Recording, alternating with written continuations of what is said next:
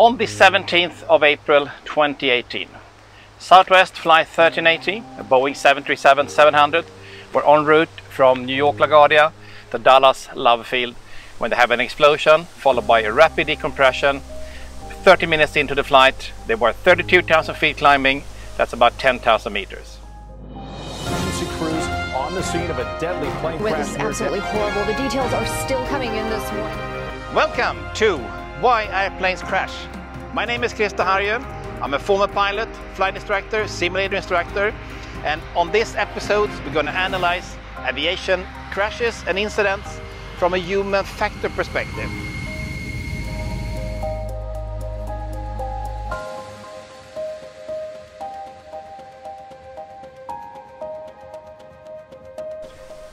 On board there is 2 pilots, 3 cabin crew and 144 passengers.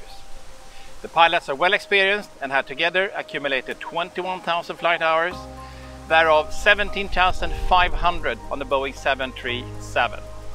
The captain is an ex-Navy fighter pilot and the co-pilot is an ex-Air Force pilot. The aircraft is 18 years old and have accumulated 63,000 cycles, 37,500 hours, and the failed engine had accumulated 18,000 cycles and 10,700 hours. The engine was overhauled according to regulations. After this incident, the aircraft was stored and haven't been flying since then. The reason for the engine explosion was that fan blade number 13 had a crack in its mount, and it separated from the engine and caused damage to the cowling that is around the engine, also damaged the wing leading edge on the left side, and one part from this cowling also hit the fuselage near the window 14A, makes both window panes departing from the aircraft. So let's move into flight deck when the engine explodes. So now the pilot's been flying for 30 minutes, they're 32,000 feet climbing,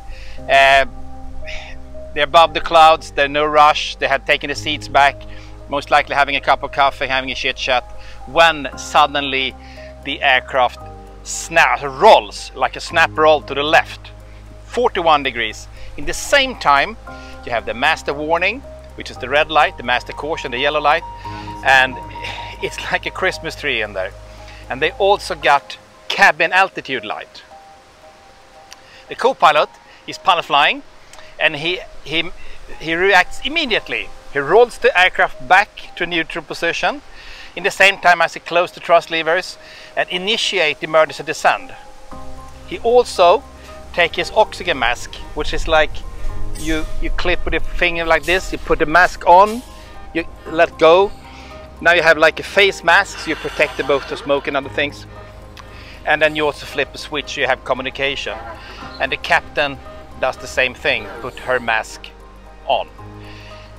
At this altitude, 32,000 feet, the pilots have something like 2, maybe 3 minutes for useful consciousness to take their masks on. They're now 28,000 feet descending with a descent rate of about 5,000 feet a minute. The captain now gives an ATC a call informing them about what is going on. You're descending right now? Yes, sir. We're single engine descending. Have a fire number 1. Alright, that's a 1380. Okay, where would you like to go to? Which airport? Give us a vector for your closest. Okay. Philadelphia. We're just flying 250. Okay, heading 250. We're looking at Philly. We go back to the cabin now at the same time of the event. So 32,000 feet climbing, 30 minutes since departure. All 3 cabin crews are out in the aisle serving the passengers with beverages, hot drinks, cokes, eating whatever it is. And they have the trolleys with them. You know the trolleys, the push and pull. And on top of the trolleys, they have the hot jugs, they have the drinks, they have all kinds of stuff on these trolleys.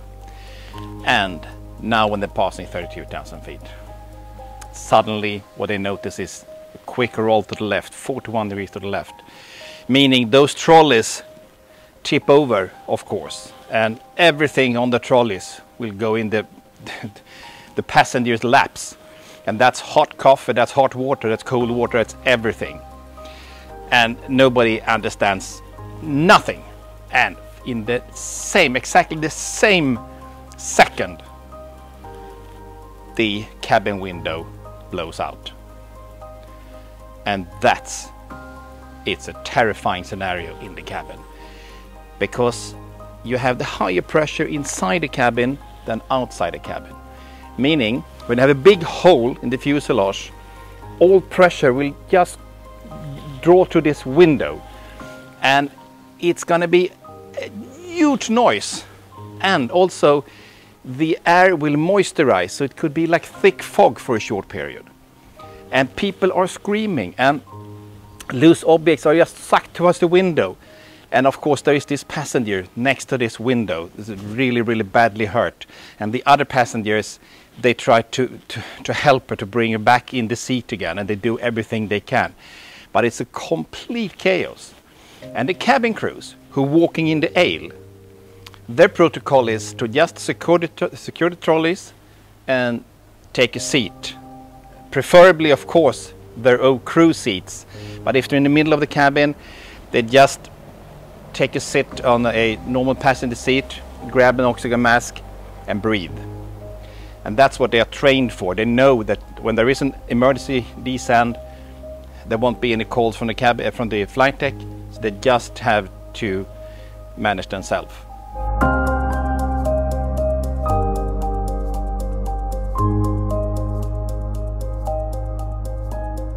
So they're now 17,000 feet descending, and the captain now gives a mayday call to ATC. The captain also takes over the controls and are now pilot flying, and the co-pilot are pilot monitoring. And the duties are now that the captain, the left pilot, is flying the aircraft and handling the radio, the ATC radio, and the right pilot, the co-pilot, is pilot monitoring, is now reading the emergency checklist. And reading the checklist, it's a read and do. So the challenge and response between the both pilots, before you flip any switch, pilot flying have to acknowledge that switch flipping. They're now descending through 10,000 feet, 3,000 meters, which is the altitude where you can breathe without oxygen masks. So first the co-pilot take off his mask, and then the captain take off her mask, and they resume normal communication between them. The next thing is now that the captain is pilot flying, reduce the speed due to airframe vibrations. They don't really know how bad damage this is. They can see some from the flight deck windows, but not much. And they're also approaching Philadelphia now, and the captain requests a long final. What type of final do you want? I heard short or long? Yeah, we're going to need a long final. Clear Southwest 1380, you'll be landing 27 left. 27 left today. 12 minutes after the event, the co-pilot now calls to the cabin crew. And the first cabin crew cannot hear anything because it's such noisy. Then another cabin crew in the aft of the cabin communicate with the co-pilot, informing about the situation with the cabin window and the injured passenger. And the reason for it takes 12 minutes before flight deck communicate with the cabin is because today they have two serious events. First, they have this engine severe damage, and you have the cabin depressurization. Both events are trained by pilots. They train it all the time in the simulator, but very rarely they're trained together. Either you have an engine malfunction or you have a cabin depressurization. Anyway, the workload is very high for just one of those events. Now you have two, so you have an extremely high workload in the flight deck. And then you have the rule: aviate, navigate, communicate. So that's why it takes 12 minutes before they can call to the cabin. Now the captain decides they're going to use only flap 5 for landing. Normal flap setting for landing is flap 30 or 40, which reduces the speed a lot. If you have flap 5, they're going to be much higher speed, and they calculate that they need 180 knots. Normal approach speed maybe 135, 140 knots. So that's 40-45 knots more than normal. That's no problem. The only thing is that you need longer runway. So maybe, let's say normal conditions, you can land down to 1800 meter runway. With this malfunction, maybe you need 2600 meter runway.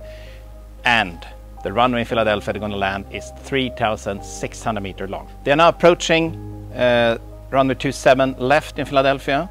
And in the cabin crew instruct the passengers to head down, stay down, head down, stay down, repeatedly all the way down to landing. In the meantime, the captain is then flying the aircraft, and 17 minutes after the engine explosion, Southwest Flight 1380 landing in Philadelphia. Roll down the runway, go off to the taxiway, stop next to the fire truck. And now the captain says the parking brake and have to make a new decision. And that is, shall we make an emergency evacuation or shall we make a normal disembarkation? An emergency evacuation, of course, if there is smoke, there's fire, there is any signs of a threatening situation, yes, you do emergency evacuation, you pull the chutes, you slide down the chutes. However, when you do an emergency evacuation, it's most likely going to be a lot of injured passengers. So the best thing is to make a normal disembarkation from the aircraft. So the captain gives a PA and just say to the passengers, remain seated. Yes, that is for many passengers a real nightmare, because they just want to get out of this aircraft, because they have had 17 scary minutes and they are so afraid, they just want to get out, but they can't, because this is a decision the captain takes and it's the best situation for the moment now. So they just wait for the ambulance and then they take off the injured passenger, and then 30 minutes after landing the passengers are getting off the aircraft. This is the first time in Boeing history where a passenger is fatally injured when a cabin window departs the aircraft. There have been 33 occasions on Boeing 737 and 757 where the outer pane, so you know the two panes, the outer pane has left the aircraft, but the inner pane has remained and kept the pressure. And there are 8 occasions on various Boeing aircrafts where both window panes had departed the aircraft, but until this incident, it has not been any injuries of passengers. So here are my conclusions on this serious incident. The captain acted with an assertive leadership. The co-pilot had an assertive support to the captain so she could make good decisions. They had an open, clear communication. They worked calm without stress. And both pilots are trained in a dedicated training organization within Southwest Airlines. And the company also most likely have an open and just culture, which is a very good factor for this outcome. So, once again, this was a serious incident where there were 2 pilots who were ex-Air Force and Navy fighter pilots. So it's an ex-military pilot, a better and more qualified pilot than a privately trained pilot? Not necessary. But the fact is that Air Force pilots, Navy fighter pilots, they are screened, tested, evaluated, and they have been in the best flight school in the world, which is the military flight school. Thanks for watching Why Airplanes Crash. Consider subscribe, hit the notification bell, and if you liked what you see, hit the like button. See you next Thursday.